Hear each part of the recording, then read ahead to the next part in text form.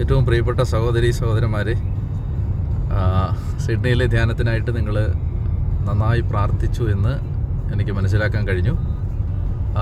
നിങ്ങളുടെ പരിഹാരവും പ്രായശ്ചിത്തവും പ്രാർത്ഥനയും എന്നെ വളരെയധികം സഹായിച്ചു.